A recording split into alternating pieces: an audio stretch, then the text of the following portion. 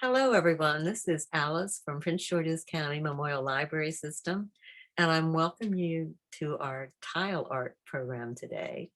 So what I was showing you is this is one of the ceramic tiles that I have decorated using magic markers and also some devices such as isopropyl alcohol. So I will go over the steps and what we need for the project, but I just wanted to let you see an example of it, and it's a nice abstraction that we're working with. Okay, I'm going to place this back over here.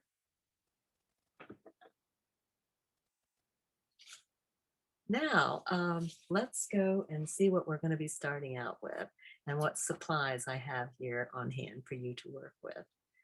Now, this is what they call a subway tile.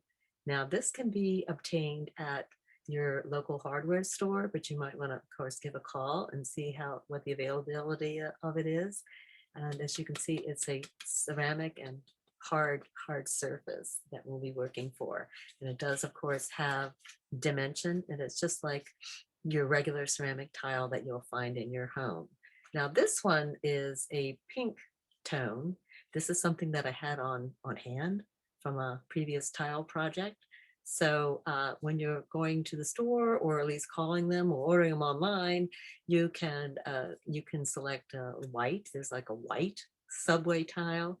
So you do have, choices, but the little tone will give you a little different options that you can work with.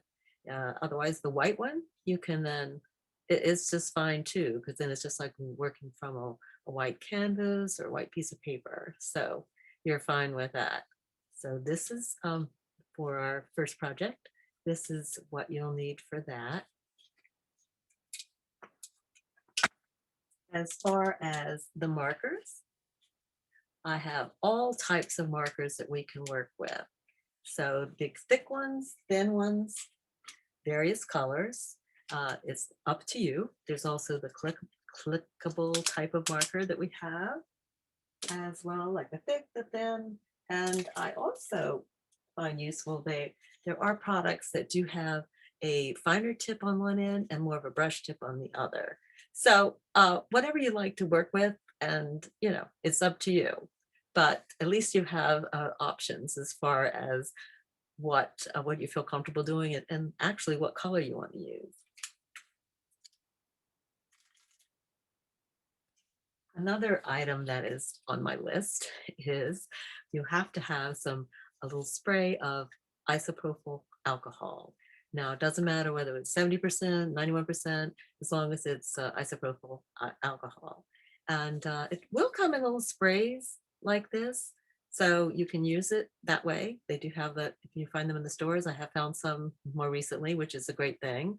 And then you can also, if you have the regular alcohol bottle, isopropyl alcohol, that's like square and another type of container, you can put another in, like either another little small bottle that might have a little eyedropper. So you can use it. You don't necessarily have to use the spray, but what we're going to be doing is using it on the tile to move our marker around. So that's what the use for that is. Okay. Now, another thing I suggest is wearing gloves. I have cotton gloves underneath to, protect your hands, the white gloves, and then also the other type of, latex gloves or not latex gloves, the regular gloves that will, protect your hands. And because it can be like when you're doing artwork, it can be a little bit, expressive, and and you don't want to be dyeing yourself the colors. You want it to be in the artwork. So what I want to start with right now, let's see. So from using the tile, I also suggest having rags or paper towels around. That is another essential. Now this could be like old rags, old socks, whatever you have. Going through our things during all this time, we find things that we don't need anymore, don't fit in anymore. So cut them up and use them as rags, okay? If they're in bad condition, otherwise donate them. Now, also these are the cotton swabs. So this is what we're going to use to move move the color around on the ceramic tile. That and with the gloves, and I think I've got that right now. So let me go ahead and start out with, well, what are we going to do as far as your idea? Well, this month at the library, we're celebrating the National Library Week, which is April 4th to the 10th, but we celebrate it the whole month. Oh, we really like to celebrate all year, but okay, but it's a designated month for that. And it's also National Poetry Month. So that yeah, there's all other celebrations going on in April, but those are the ones that I'm going to be covering and at least alluding to today. All right. So why don't we get started? Ideas, like I was saying, that you can think about what you like as far as using our library in regard to the books, the downloadable materials we have, the ebooks, all the movies, the streaming services, also the educational, of course, items we have. There's so much in our library system. So in honor of that, you can think of items, maybe put some books on your imagery or music symbols. Just let your let your mind go on that, okay? And think about it. We really appreciate all your support. Now, what I'm going to do, also have some other things you can be inspired by. What I have here are some old calendar sheets that you can look at and be inspired by, or at least think, oh, well, maybe I'll do a particular flower arrangement on my design. Or, here's one with music in the background, birds, and it's good to appreciate the outdoors and see what inspires you from that too. Now, another thing, when you're going around shopping and there's so much things we're looking for, and the product designs do have their patterns that they're using, and you notice that the designs are everywhere. Here I have some from our tissue box that I've over this time. There's plenty of tissue boxes that everybody's used. So I have just like noticing, well, what have we got here? So you've got some just strokes going diagonal and different color, and even with how they chose to do it, put a little color in that pattern. Then just like stripes, just get go free to see what was used in that. As well as this is a circle motif where you see some pattern in that. Now you can just adapt this. You don't have to copy it per se, because you want to make it your own. Okay, so let's see. All kinds of things like that. So just think about what you might want to do. What I'm going to do now, we're going to start out with our ceramic tile. What I have done, because first of all, it's like this, which is, go ahead and you'll see how hard it is. My gloves are softening the sound. I love to get that sound in there. Yeah, this is a crisp thing we're working with.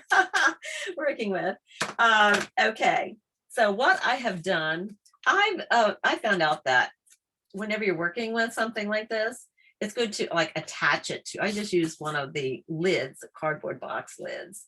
You have that type that has a lid you put together, like those legal box lids, but this just happened to be some extra one I have. So I just secured it with tape. Always have, some tape on hand, but that's what I've done on this. So you can go with this idea if you like. But what we're going to be doing, I'm going to use some of my markers, and I'm going to go like abstract here with this. Just pick out the colors that you want. And then at some point, I'm going to be laying it down flat, because when I spritz it with the alcohol that I have back here, alcohol spray, of course, it's going to be muting around. And if I keep it up like this, it's going to drip down unless you want it to drip. But I'm going to let it settle on like the flat surface. Okay, so let's get started here. You can pick out whatever color you want. I would say, since this is pink, I don't want to pick a pink, that's for sure, but I'm going to do something a little contrasting. So let's do the green, some blue. I always love red, put a red in always. So just be fun. What I have below here, this is a white piece of paper that it's good to like try out the color of your marker before you actually put it on the ceramic tile, just to get an idea. So make sure your marker's working too. So that green one's good, and let's do a red. So and our blue. Whoops, there we go. I have these on securely apparently. Okay, so as I'm showing you here, let's go. I'm going to just do some circles and a few squiggles and put some color at different spots. So that's my green. And you can pick other colors. That's just the ones I'm going with right now. Let's do another squiggle. Do another squiggle up there. Your eye is going to move around your tile there, your image. Let's see, I'll put a box. As you see back here, I've got some examples of the ovals and how you do some cones, so it's good to get some feeling for the different shapes before you start. And let's see, I'll show you what I'm doing here. I think I'll put one over here.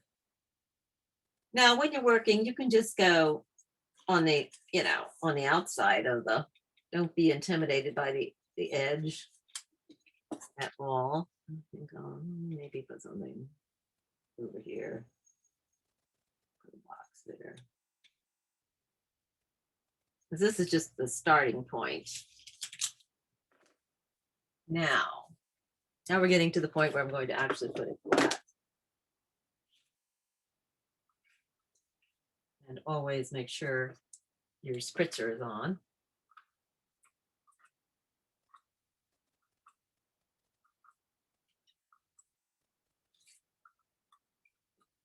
So what this is going to do, it's going to soften the color that you put on, and it's going to mute and make its path around, depending on how much you do spritz.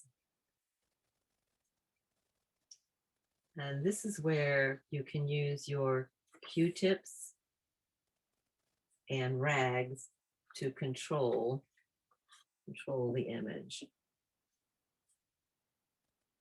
And a good thing about this method is that if you do not like what you come up with your first attempt, you can just go ahead and wipe it off.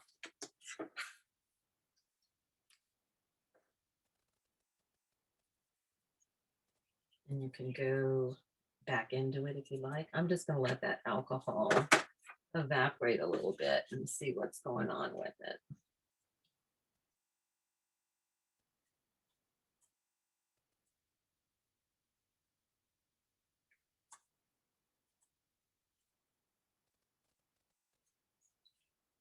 With this, you can think of, if you would like, put a favorite word or a phrase inside the area. If you want to allow for that when you do your initial application.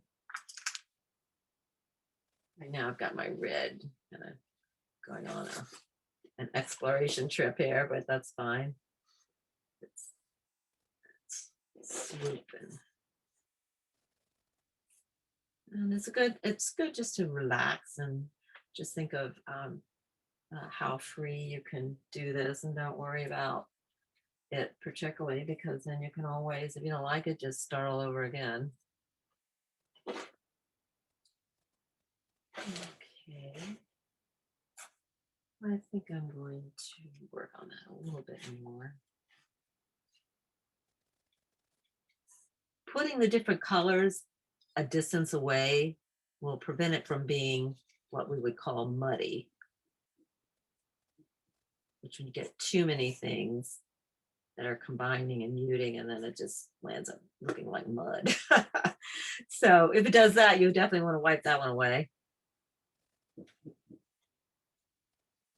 All right, let's see. So it's always good, like I said, to have those rags handy to adjust this. Do a little dabbing. All right. So you can just, take a look and see what you think, and for your own, you can go ahead and adjust it. You can, if you want to put like a little bit of a dab of the alcohol in another container and then just go work into it again, that's also viable too. You can do that too. But it's not, it's okay. There's a little more spritz there.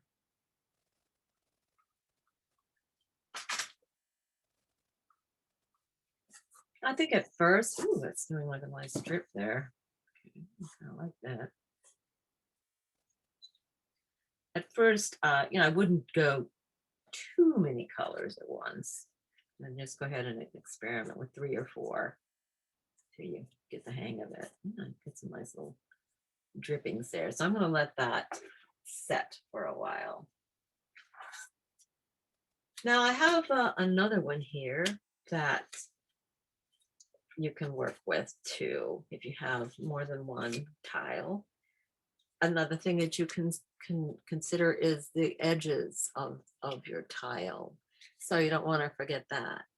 Once you've done your original little design and experiment, then you can go ahead and do the edges, which is what I had done with this particular one here. So as we look up closer, I went ahead and put some coloring around the edges. So then you can, have a fun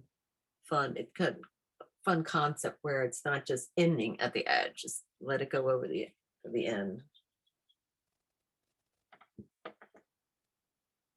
All right. This is what this thing is looking like so far. So I don't want to put it up too much. It's going to drip too much. I'll just quickly show you. So it's something that's going to be a little spontaneous. You're letting the liquid also control the design to some degree. And you can always be the artist in control by wipe it away and start again, or add more color and then just keep working on it. All right, so that is that method. Okay. I also have another idea that how you can do it if you are not going to be using the ceramic tile. What I have done here is I've had different types of cardboard and other structures that I've used. This is the cardboard that I've coated, and I have one that's the foam core that I have. And this is just an example of it, just the way it came, and I cut it down, just regular cardboard.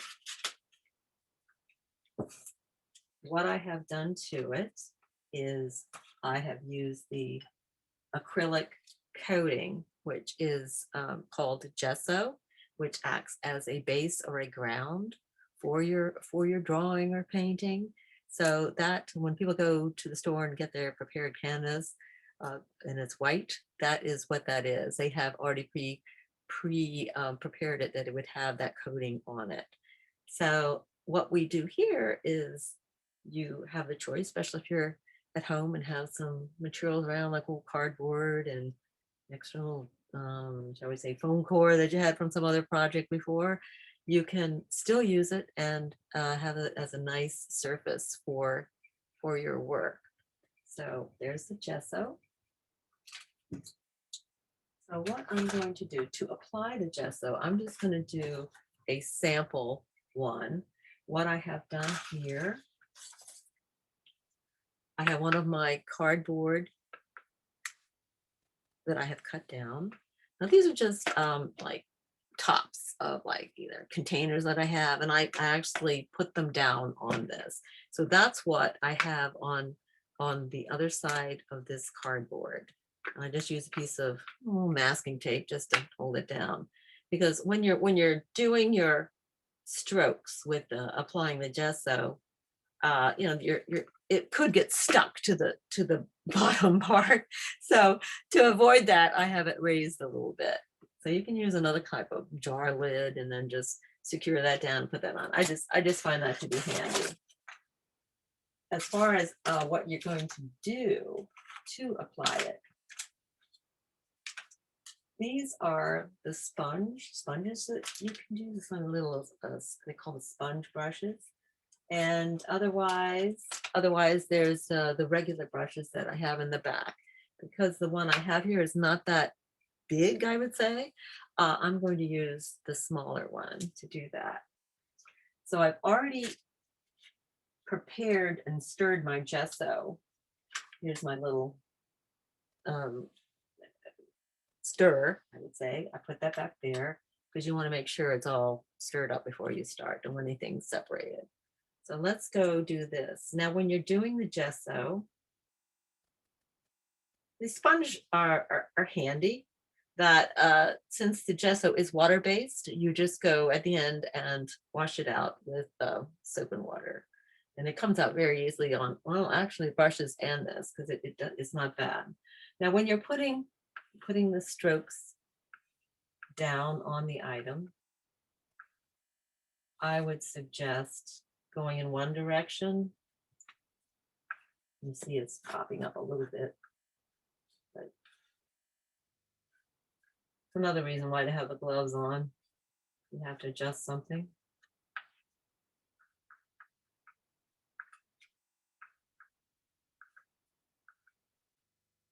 So that will give a coating.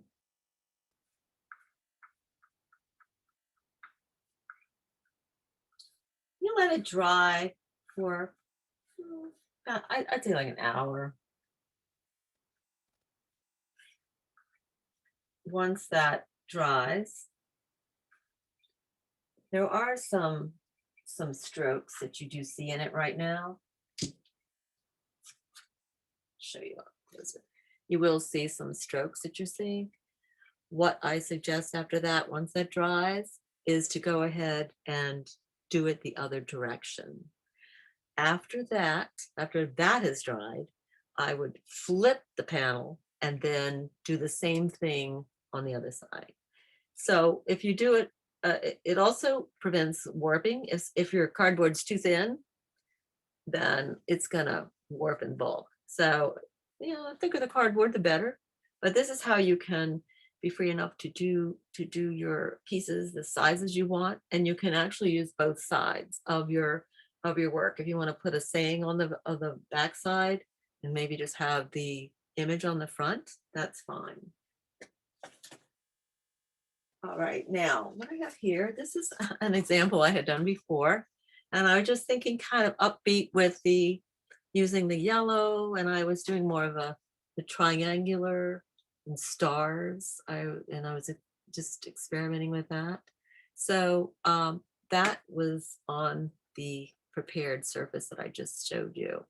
Now, when you're using the alcohol on it,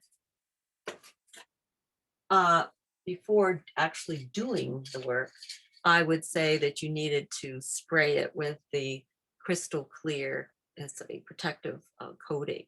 So I would suggest doing this out of doors. So you want to have proper ventilation, and shake it up really well. And a lot of times you have to turn it upside down to get make sure the nozzle is spraying and absolutely where, protective stuff. You don't want to be spraying it, and make sure which direction it is before that. We like to wear goggles and gloves and everything when you're out there doing that. But just really shake it up, and then you'll just go and do the strokes, very similar to the way I did the strokes of actually the gesso on it. So, but that will allow you to use the alcohol on it, the isopropyl alcohol with your markers, like I did there before. So this little baby is drying, so I'm not going to be touching that one. So let's go and see what else we want to do here. Okay. Well, this thing, we're going to let that dry over there because that's got a ways to go. So here's my blank one that I have prepared. This is one that I did use that spray on it. So that's something that we can work with right now. All right, this other one's still good, but we're just going to let that set. So now let's see. Here are my other examples of the different ones that I've prepared. Another small one to do eventually at my leisure. Okay, now let's go and see what we want to do. I'm going to do, let's go ahead. Since this is a white surface, I'm going to go ahead and use, well, I think I'm going to use a pink on this one. I was avoiding the pink on the other, but I'm not going to do that now. Some squiggles here. Oh, pretty. I'm going to show you.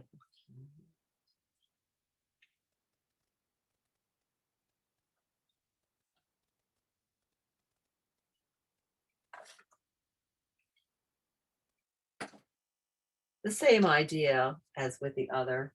It's just another structure you can use. Yellow. Find my yellow here. Yellow. Yellow move.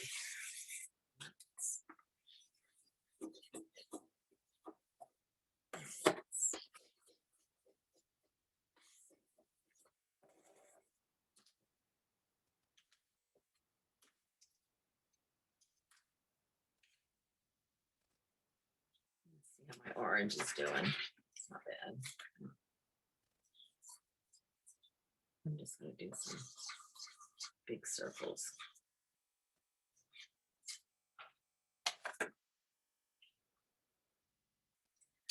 As I say, you can go and do like florals, little finer points, a little idea what you want to do with the strokes that we were talking about earlier.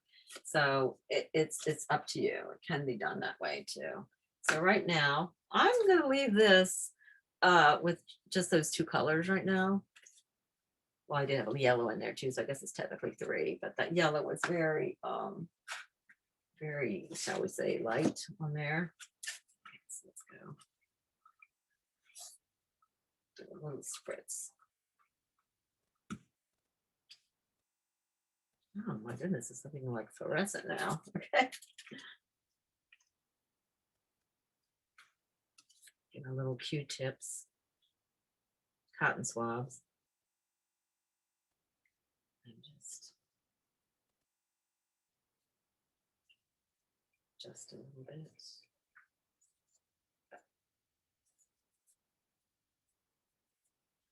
I also gessoed around the edge of this one too, so I could actually do that later too.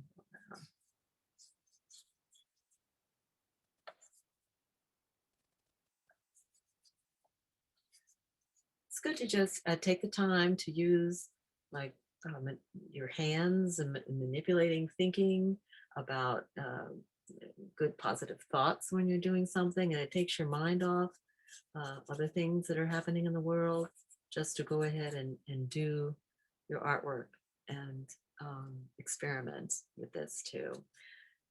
I hope this has been something that you would like to try. And so our little tile project, I think we've got both methods here. So anyway, I hope you can check out our library system. We do have our creative suite, which is available from our website. That has Artist Works, Creative Bug, which has so many videos and different projects that people can do. And then there's also EBSCO, the Hobbies and Crafts Reference Center. So I hope you can check out all of those. So enjoy doing doing your tile program. So I think what I'm going to do later is I'm going to add a phrase on top of this with a finer pen. And I just wanted to share the one that I'm going to use. Keep your face to the sunshine and you cannot see the shadow. And that's a quote from Helen Keller. So have a wonderful day and thank you for joining us with our tile project. So I'm going to leave you with this. Have a good day.